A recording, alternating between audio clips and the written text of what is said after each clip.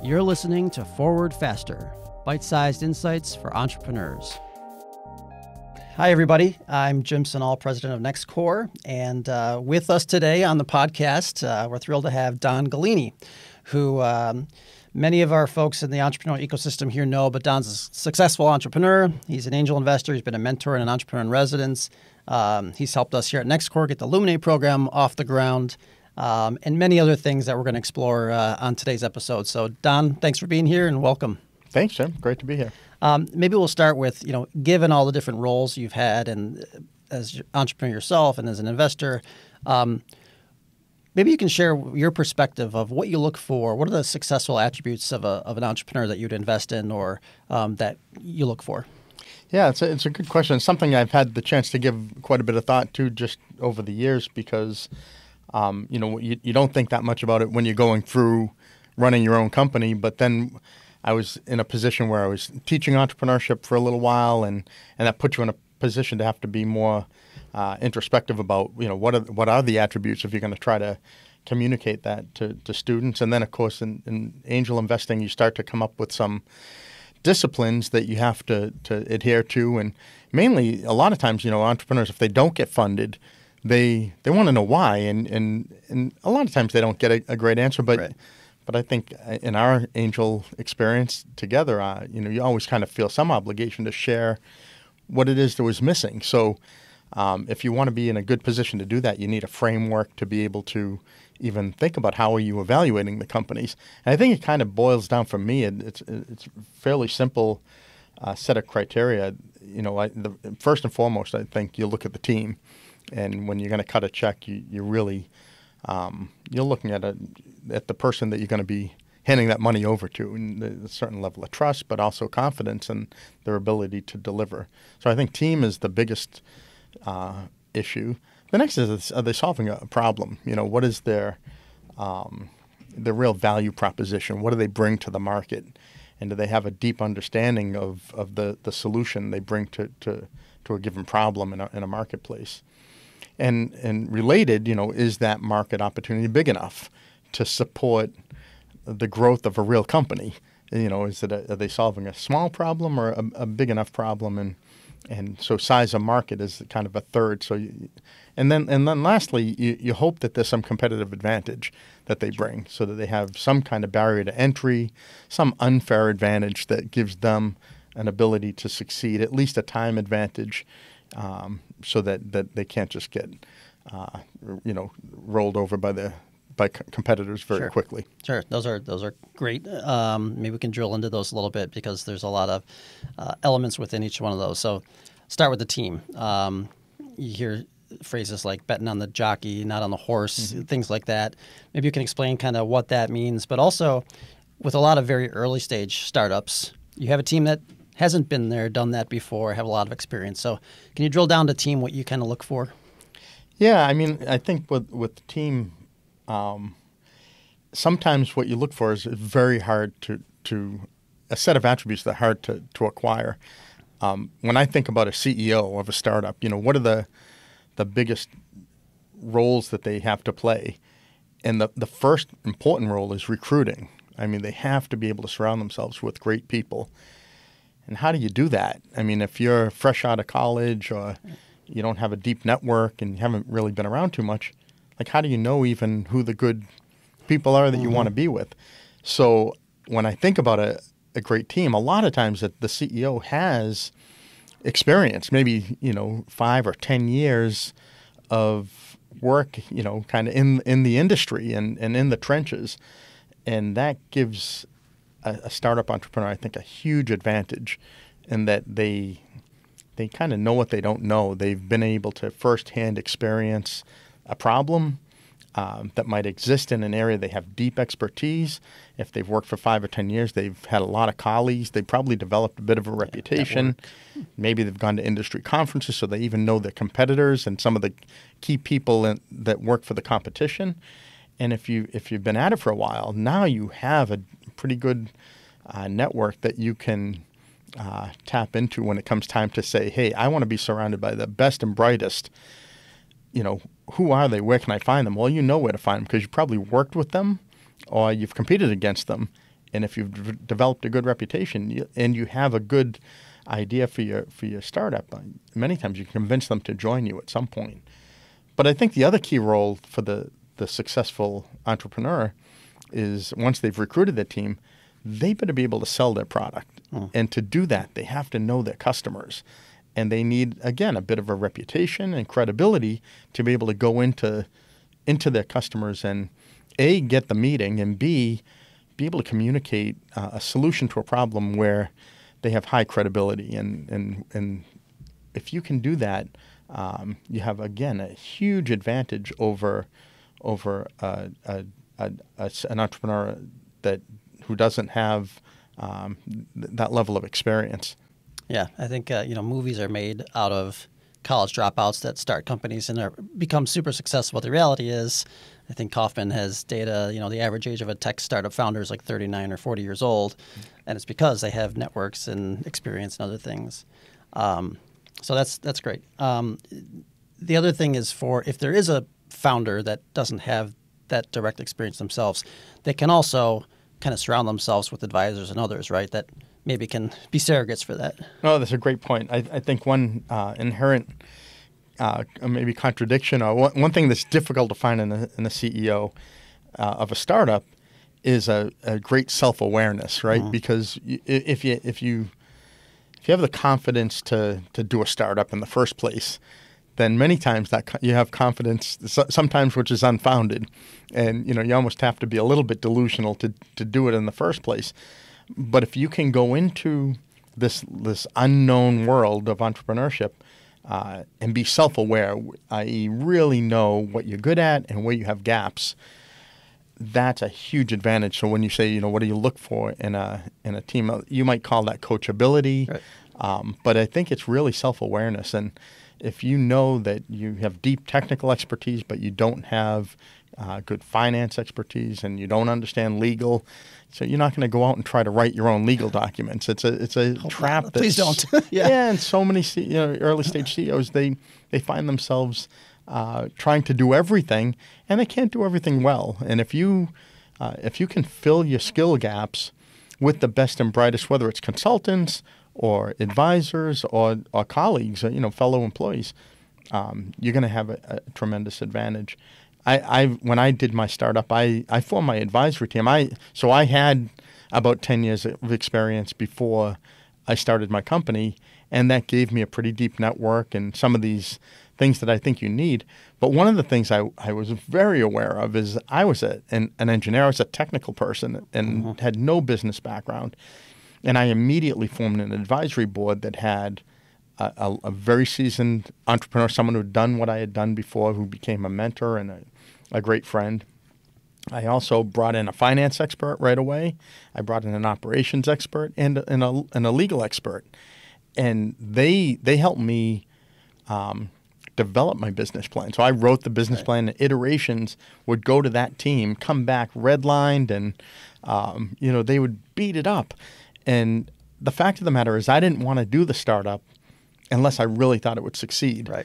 And my advisory board was able to really help vet it and improve it to the point that we all agreed once we launched that we were really ready to launch and we had a viable idea. Yeah, I think that's a great point. You're not adding folks to your team as advisors or mentors or others just as window dressing to have titles on a slide to try to go to raise money. It's to actually help you figure out if this business has legs and actually execute. Right? Yeah, exactly. And they were willing to roll up their sleeves and also act as an advisory board. So they weren't individual advisors who I'd call once in a while. And we met at the beginning on a monthly basis as a team. They got to know each other. So everyone had an appreciation of some of the weaknesses in the plan. And they stayed with me until we sold the company. So it was a very long-term relationship. And as I tell lots of folks, it's much easier to avoid problems than to fix problems. To fix them after the fact, yeah. Your point about being able to sell is also something that probably can't be overstated.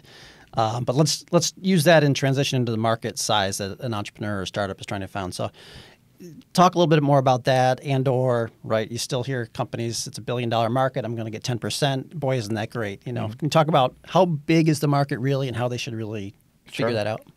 Yeah, I mean, so one fear one warning flag in CEOs is when the CEO says, "Well, I really hate to sell," because selling, whether you like it or not, selling is going to be one of your main jobs. No one else is going to do it better than you, and you have to be able to do that effectively. So if I build a product, I'm just going to hire the sales force, and it's going to take off, right? That's right, and that's a common desire actually, and of course it never happens that way. And in fact, many technical entrepreneurs, if they're not selling, they conclude that the product just wasn't quite good enough, and they'll go back to the comfort zone, which is doing product development, instead of talking to customers, understanding why they're not getting traction. But I think, as I think you're alluding to, I think the number one reason that startups fail, according to almost all statistics, the number one by far is they're not selling their product, which means they're not addressing an important value proposition, or their market's not big enough. Mm-hmm.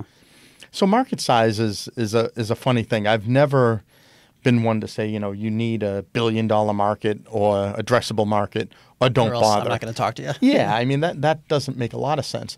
But what is important is you need to have a market that's big enough to justify your existence and to support your business plan.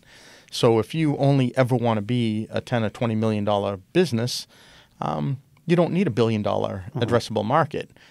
You can very happily have a lifestyle business that never gets more than $1 million, and it's profitable, and you're not going to raise money based on that. But the market size really has mostly to do with the business plan that you're projecting and the numbers you're putting in front of potential investors. So when you raise money, then it becomes a real important issue. Yeah. How about talking about markets and entrepreneurs that are presenting? When you look at them presenting to you, and they're talking about kind of the value proposition, and whether you also hear it's a nice to have versus a need to have, or it's an aspirin versus a vitamin. You hear terms like that. What does that mean? Let me get there by maybe a really quick example, hypothetical example. But let's just say you are trying to raise money for your startup, and you think you need $1 million to get off the ground. Maybe if you have a working prototype, and maybe you've gotten some SBIR money, maybe you've been around for about a year or two, and you've really gotten some traction. You've shown some customer interest, and you've been able to fund the development so that you're close to having a real product. You might be able to raise $1 million based on that, and you might even be able to justify that your business is worth $2 or $3 million before that money comes in. If that's actually the case, maybe you'll raise the money at a $3 million pre-money valuation. That puts your post-money valuation at $4 million, right? The $3 million it was worth before the money came in, plus the $1 million in cash, that's real value. So now it's a $4 million business, but your investor owns 25% of it because they gave you $1 million. It's worth $4 million today. That investor is going to want nominally a 10x return on that money. At least that's going to be how they come into the deal. They'd be perfectly happy with 5x in a year or two.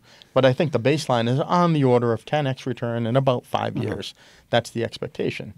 Because they know the stats of how many fail and how many don't, so every deal's got to have that potential, right? Sure, and it's a really high risk investment for them. So if you can't promise something like that, then they'd rather put their money elsewhere. So let's just say they need 10x in 5 years. So you're doing $4 million in sales today. You're worth $4 million today. What does that mean you have to be doing in sales 5 years from now? Right. Well, let's just say, and this is all highly variable, but let's say you put 10% on your bottom line. So, and let's just say that companies like yours sell for a multiple of 5 to 10x of sales. So, and that depends on the space, et cetera. But roughly, you're going to have to be doing something like $30 or $40 million in sales and generating $4 million, say, on the bottom line. And in that case, you might be able to sell your business for anywhere from $20 to $40 million. And that might get that investor. So now you think about the total available market. If you're doing $30 or $40 million in sales in 5 years, well, what percentage of the market would you have to capture to get there? And that's where the market size becomes really important. If the total available market is 50 million, you're going to have no credibility convincing investors that you can capture 80 or 90% of the total available market in 5 years. It just won't happen. So you probably want to have a story that suggests you're getting 10% of the market. So maybe it's a $300 or $400 million available market. So that kind of ties together how valuation and raising money fits into the context of what's the size of the market and how you need to address that issue. So then I guess that folds right into, well, how are you going to capture that much market share? And that relates directly to your value proposition. And I think, again, a good rule of thumb is if your innovation or your new product or your reason for existence shows a 10% improvement in the marketplace, you're probably not going to get people too excited. Like you think in your own life, what compels you to change? What causes you to change your behavior and what you have or your supply chain or your whatever, right? Exactly. There's so much inertia and risk associated with change, and people just don't want to change unless there's a really compelling reason. And so that compelling reason is normally something like an order of magnitude. Like if you could get a 10x improvement in some attribute or something that's important to you, now that becomes exciting. So that's generally, when you think about value proposition, that's generally what people are looking for. It's got to be significantly better. And we also often hear, when they compare themselves to the competitors, and we're this much better and we're going to be in the market in a year, a lot of times entrepreneurs forget to say, but that's compared to the competitors today. They're also going to be further along in a year. So you also have to figure out where the other market's going as well. Sure, which is why, again, when you evaluate a team, an entrepreneur with deep industry knowledge. You have that knowledge. Yeah, I mean, that will put you in a position to know where your market's going because you know firsthand where you've been and where it always is, again, a red flag when the entrepreneur really understands the technology deeply and wants to apply it to a market they know nothing about. Right. The learning curve to get into a marketplace is significant. You don't know what you don't know. And that can be a scary proposition for an investor when they're looking at a startup. So let's say they've got some compelling product or service or technology. They can sell it. They get it in the market. Competitors come around and they're like, okay, we see what you're doing. We have a lot more money. We're bigger. We're stronger. We're probably not faster, but we could put a lot of resources into it. How does a startup protect themselves? So this gets into the intellectual property or know-how. Some folks say patents are only worth what you can pay to defend them. So are they worth getting or not? What's your take on the whole IP space? Yeah, that's a great question. And I've heard the whole range of opinions on the value of intellectual property, patents, et cetera. I mean, I think all of our opinions are highly colored by our personal experiences. Sure. And in my experience, we had a deep patent portfolio, and it served us well. Really, even today, the company still highly benefits from the barrier to entry that was created by that intellectual property portfolio. So in my case, it was extremely valuable, and it helped us succeed in the marketplace. It even helped us when we sold the company because it was a valuable asset that buyers appreciated. So I do think that now your barrier to entry can come in a lot of forms. Patents are great. It could be proprietary software. It could be that you have the world's expert in a particular, very narrow area. And so there could be lots of things. It could be the people. It could be trade secrets, things you've decided not to patent, but things where you do have special know-how. But again, those I think having a barrier is, again, if you're from the outside looking in as an investor, of course that creates some real value. But in reality, if you're a startup, it can give you some extremely important protection from powerful competitors. Sure. At least you have that to rely on. I mean, it's a combination of you have to execute and get your product to market and sell it, but having the IP around you is an important thing too. Yeah, and in my experience, I mean, large multinational credible companies, they don't want to infringe your patent. Like they don't. maybe it's not popular opinion today, but in my experience, most companies try to operate ethically. And there are exceptions to everything, and I've seen some of that personally, but not much of it. I mean, most companies try to adhere to good legal standards. And good. So let's shift gears a little bit. So over the last few years, you've been spending your time in Boston area, New Hampshire area. You've been involved in angel groups there. You've been at incubators looking at deals there. You were chairman of the Rochester Angel Network here and involved in that and helping that get off the ground and the fund off the ground. I'm just curious, having seen a big market like Boston and a Rochester-sized market from an investor standpoint, how are they looking at deals? Is it different than how Rochester area investors look at deals? Yeah, this is a great question. First of all, I'm much less involved in angel investing in Boston and New Hampshire than I was when I was in Rochester. But I have gotten involved in the ecosystem in Boston and in Rochester, and been around a lot of investment groups and seen a lot of startups come through. The ecosystem in Boston is huge, right? Giant, There's a lot of really impressive startups coming out. From the investor standpoint, I don't see a huge philosophical difference in how angels look at deals, whether you're in a large, older, established angel group, or even the newer, younger, fresh angel groups that have popped up in New England. Angels are fairly practical. Most angels have been through their own business. Yeah. They've had their experience. They know there are lots of ways to fail, and they're very aware of potential shortfalls. Like, I don't find the New England angels more tolerant of high risk. Certainly risks that can be identified early on. If there's a weakness in the team, or the market is too small, and many times they're actually looking for a more sizable market because they want to see scale. They want bigger exits. Yeah, they want to see these things grow, and they have a really good sense that a lot more money is going to be needed than the entrepreneur might believe. So dilution is very much in their their vision, and so they want to make sure that things can be big enough.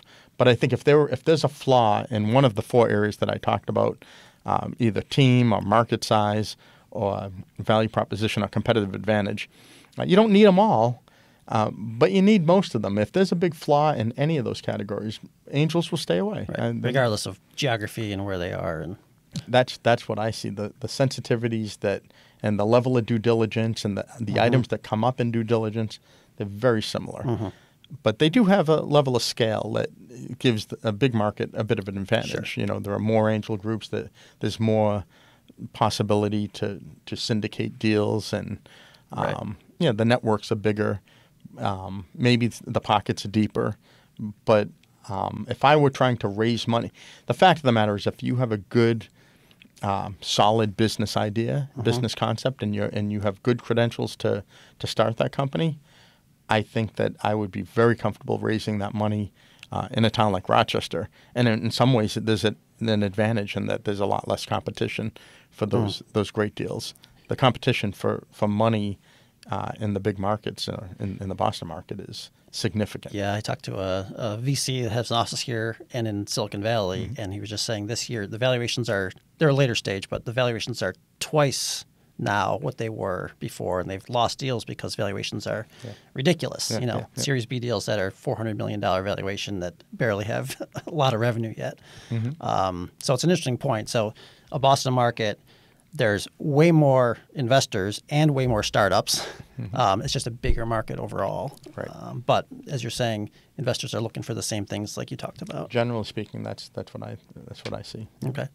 I guess in any last kind of closing comments, back to when you were a founder, an entrepreneur, any of the entrepreneurs that are listening to this podcast, any 2 or 3 things that you'd say, are kind of the most important things as they're getting started with their business that they should really focus on? Yeah, I mean, I hate to There's say probably it. 1,000. That's the challenge. No, well, a lot of it comes back, though, to some of the things we already Yeah. talked about. I mean, the frustrating thing is a lot of the things that you want to have lined up are the hardest things to come by. So, for example, if you're fresh out of school and you want to do a startup, and I'm sitting here telling you, well, you really ought to kind of join the Army, learn on someone else's nickel, build your network, make your mistakes working for someone else, and become more qualified, and in 8 years do it. Yeah. Well, No one wants to do that. that's laughable. And of course, it's not the right advice for a lot of people, too. Yeah. There are lots of young entrepreneurs that do have the network and do have the credentials. So it's not the only way to get there. Right. But you need a really strong story if you're going to come looking for money. And we've both seen very young entrepreneurs that they're prodigies. They've developed software when they were 8, Right. and they've been doing it for So they 10 have 10 years. years, right? Yeah. So they have it. They just did started it a lot elementary sooner school. than I did. So you do see the exception, and you read about the exception. But as a rule, I think if you're a CEO and you're saying, "Geez, I don't know where to recruit my software developer," that's a problem if they're employee number 3. Right. If it's employee number 30, okay, well, who's going to recruit employee number 30 is probably employee number 10. Yeah. Because, if you You have a build real company. if you build a company with great people, they're going to be your best source for new employees, because really good people only want to work with really good people. So they'll tap their network for the best people they've ever seen, and they'll pull them into the company if it's an exciting opportunity. So I think, advice is you have to be in a position to recruit. You have to be in a position to sell and easily get into the customers and be able to understand their problems intimately. Those are important elements of being successful once you get into the marketplace. And then another critical thing is absolutely knowing the problem you are solving is important to your customers. Right. And that normally doesn't happen in a research lab. Right. It happens in the marketplace. And if you haven't spent time in the marketplace, it just puts you at a disadvantage. So this isn't like the advice that I'm mentioning now to your last question isn't about satisfying investors. It's just about doing the things that you need, being good at the things you need to be good at just to be successful. To have a company. Yeah, to have a company that can, and frankly, if you can have that company and do it without getting investors, do it, because the investors at the end of the day, it's a kind of a bit of a necessary evil. Yeah, it means to an end. Yeah, if you can develop your product on government contracts, on non-dilutive funding, on business plan competition, or whatever it may take. And now some businesses need a lot more money than you can get that from those sources, but others don't. Right. And if you can generate your product and working prototype and get in front of customers, have them pay. actually sell that product, which is the only validation of a good business idea in the first place. If you're not selling it, it's not a business. And if you are selling it, you've pretty much validated that you have an important product. And now you recruit a team to do it. If you can accomplish these things without raising outside money, guess who owns the company? You own 100% of it, right? And as soon as you raise money, you're selling your company. You're probably selling it when it's least valuable, and that's not what you want to do. You want to sell your company when it's most valuable. So if you can get all that traction and do those things without an investment, and then you decide you need to raise money to scale the business, then you're going to have the most leverage and the most control and the most ownership of the business. Yeah. Great advice, as always. Don, you're a wealth of knowledge around startups and investment in this whole space. Always great to spend time with you. Thanks. Thank you for the time today. Thanks, sir. And we look forward to talking to you again soon. Yeah, I hope so. It was fun. Thanks.